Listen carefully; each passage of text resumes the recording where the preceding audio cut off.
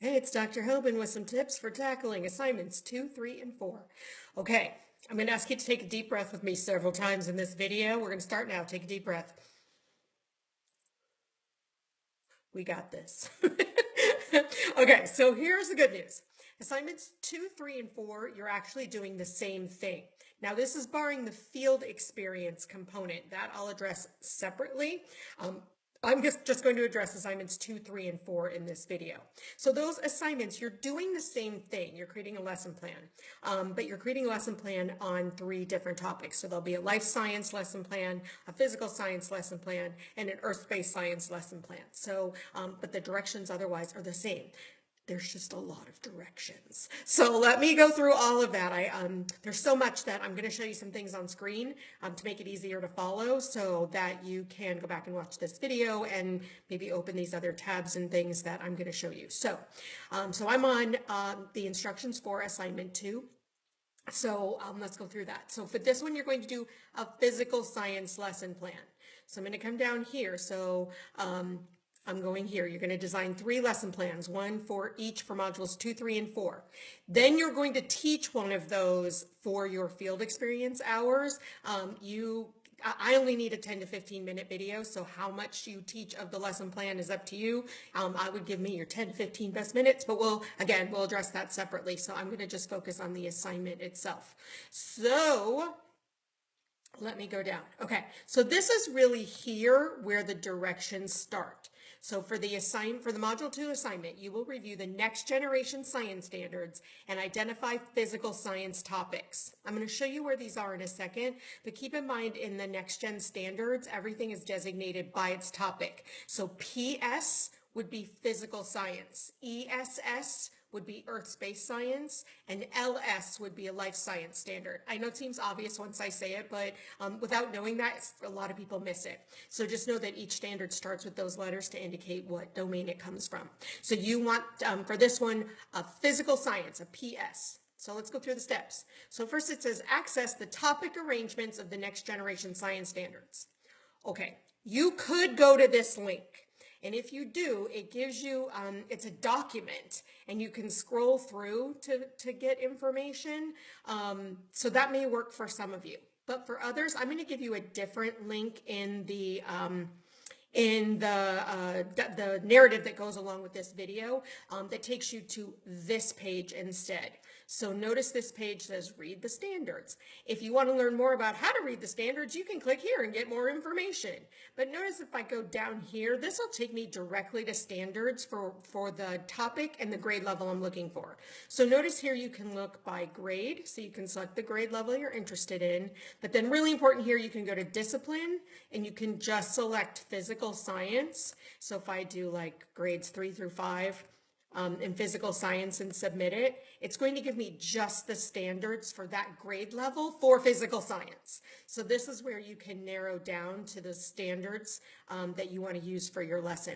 Now notice it does specify that you need to use the next generation science standards. Your school district or the district you plan to work in may not use these. They may have adopted them. They've probably adopted them. Some are using them right out, but bottom line is we want you to get familiar with them in this course, so you're using those. So you need to refer to this document or the link that I give you in order to pick standards. The second thing it says is to access the K-12 Indiana Computer Science Standards. What? Okay. Later on, it's going to tell you here in step 2 that you have to identify a computer science skill that's part of your lesson plan. So let me show you how to make this super duper easy. So I've already clicked on that link and I've come here to the Indiana Department of Education. Okay, so this is their page. If you scroll down a little bit, I'm going to click on 3 to 5 computer science. You'll see why this one's a good one in a second. And then you come to this document. If you scroll down to page 5 of this document, remember I clicked on grades 3 to 5, but notice it actually has everything from K through 8 on this page. There are a lot of computer science standards in here. I would not go anywhere besides this page unless you're doing a lesson specific to computer science. Here's why. Notice how this page is about data and information. So when you're doing a science lesson, it's really easy to pull from these in order to have that required computer science standard. So notice it's like decompose problems into parts as a means of solving a more complex problem.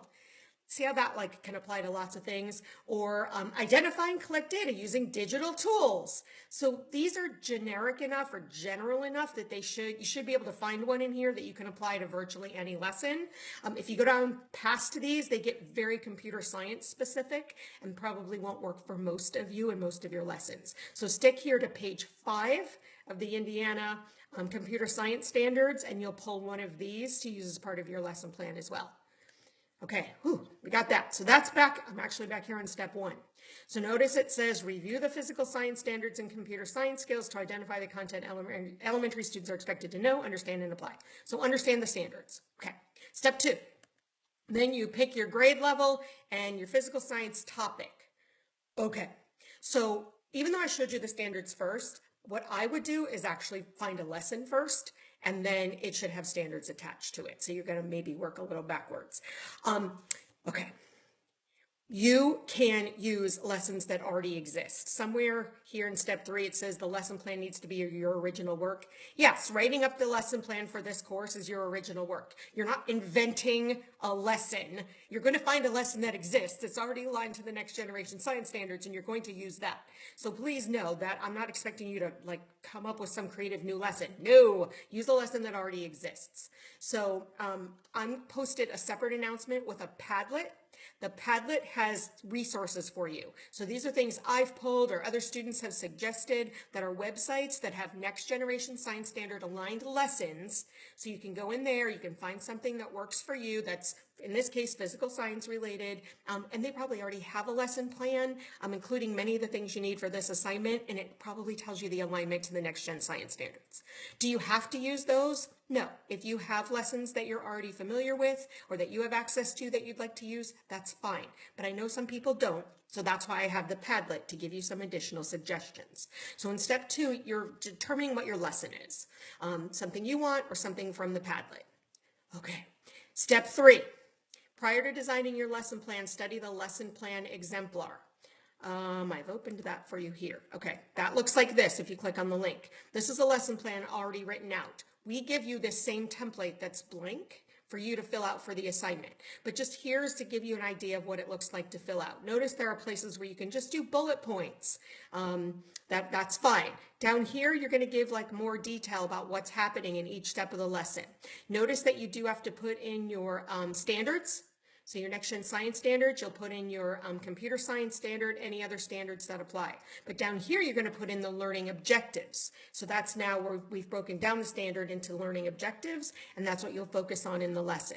Speaking of the lesson, this should just really technically be one lesson, one class period sort of thing. So don't give yourself too much work.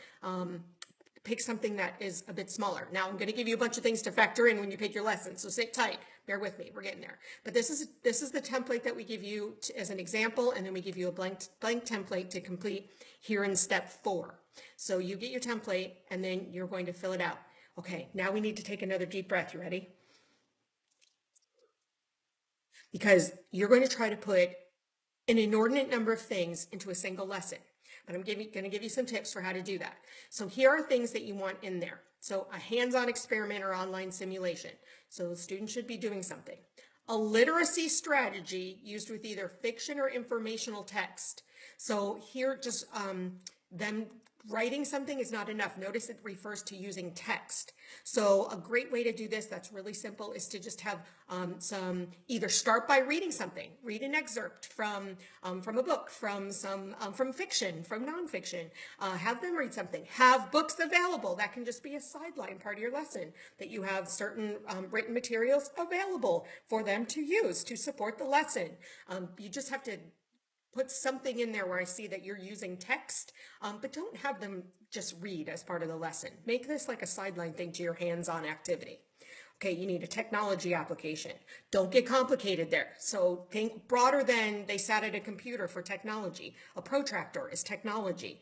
I'll come back. Well, Notice that the next one is engineering application.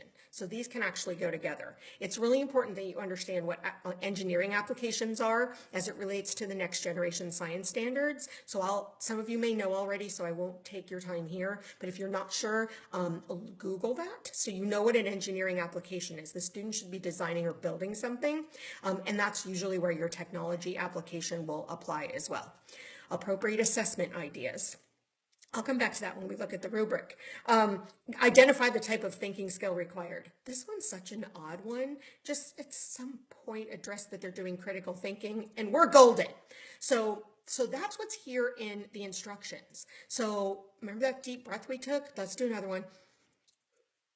Because now let's look at the rubric.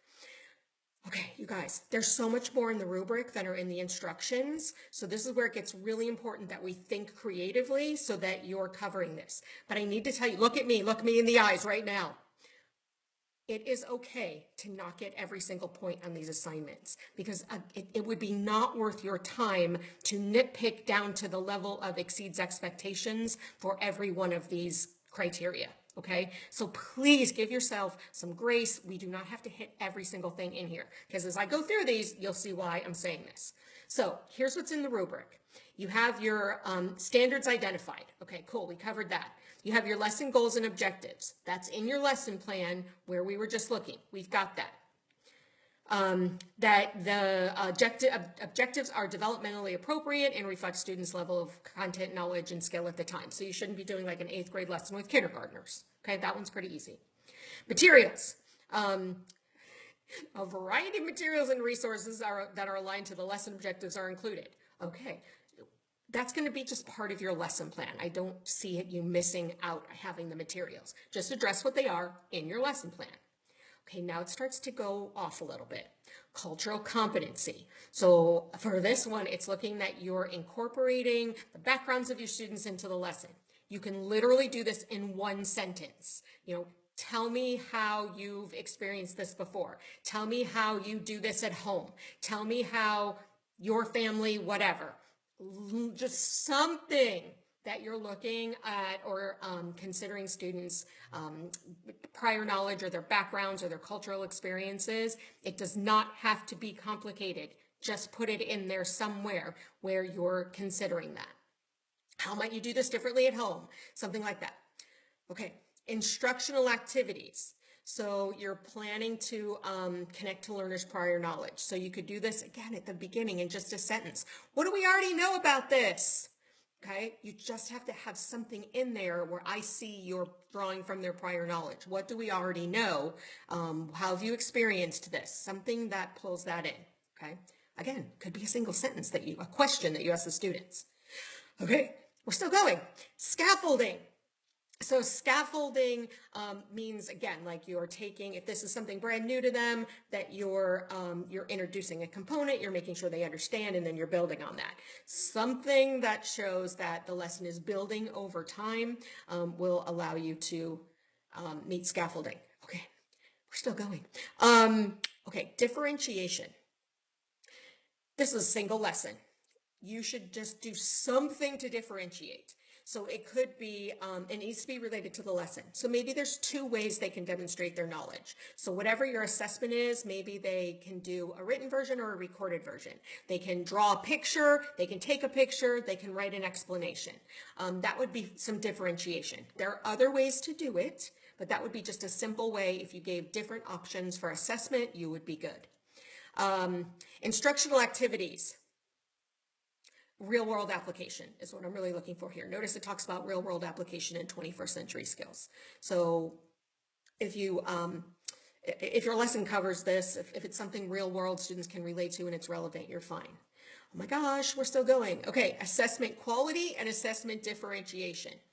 Okay, this one's a big one. So assessment quality. Your assessment, however you assess this, and I don't know how you're going to put a formative and a summative in the single lesson, but go you. A formative can be as simple as in the middle of the lesson, checking in to see how students are doing.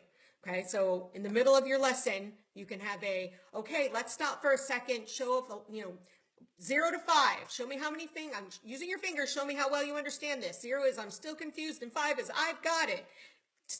There's your formative. Okay, then focus on your summative. Your summative should align with the learning objectives in the standard. So if your standard says, this is why it's important to pick a standard that's just like a quick and easy one. If you pick a standard that says demonstrate depth of knowledge of something, and then you do a 2-question exit ticket, those are not going to be in alignment.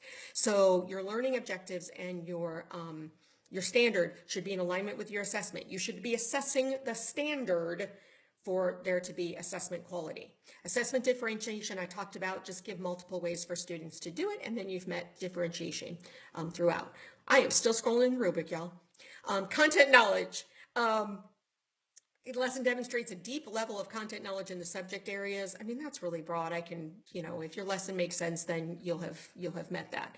The lesson plan is rich in detail, so just make sure you put all of the stuff in your lesson plan. Okay, now we get to a super weird one. Evidence-based pedagogy. So obviously it's graduate school. We're bringing in research. Research is key to everything we do at the graduate level.